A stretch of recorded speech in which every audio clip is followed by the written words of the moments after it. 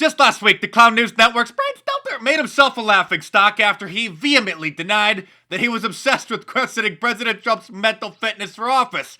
And just yesterday, he had this to say about the president's tweets over the weekend. He is ranting and raving about the fake media. He's got tweets riddled with misspellings and profanity. He sounds deeply troubled. He sounds unhinged.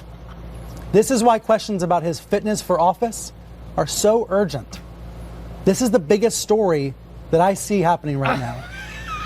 Bro, literally last week, you vehemently denied that you were obsessed with this issue, and now you're saying it's the most important topic in the country. You're making my job too easy, Brian. Let's take a look at some of these unhinged tweets, shall we? If it was the goal of Russia to create discord, disruption, and chaos within the U.S., then with all the committee hearings, investigations, and party hatred, they have succeeded beyond their wildest dreams. They are laughing their off in Moscow. Get smart, America. He also tweeted, the fake news media never fails. Hard to ignore this fact from the vice president of Facebook ads, Ron Goldman, who said the majority of the Russian ad spend happened after the election. We shared that fact, but very few outlets have covered it because it doesn't align with the main media narrative of Trump and the election. He also said, quote, most of the coverage of the Russian meddling involves their attempt to affect the outcome of the 2016 U.S. election.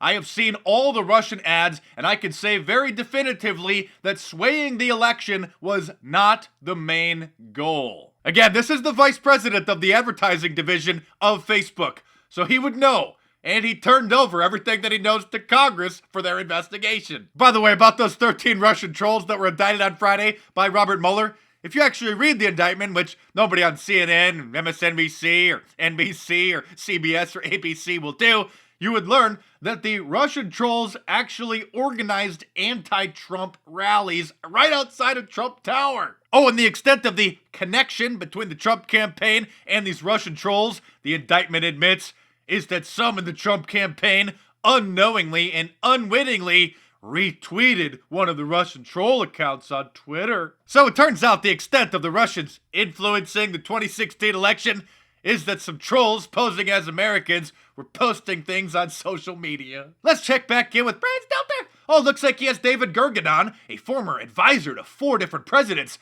What do you think about the president's tweets about your fake news over the weekend, Mr. Gergen? It's eroding the trust in the presidency, the trust in this president around the rest of the country, and it's been extremely damaging, I think, for our sort of sense of being a single people, that we have some sense of unity about our country.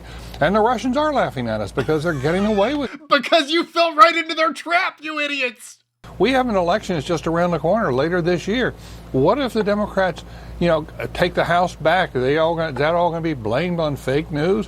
What if they fall short? Are Democrats going to think, it was all that meddling, and they've taken those, they won a few seats that they wouldn't have otherwise won?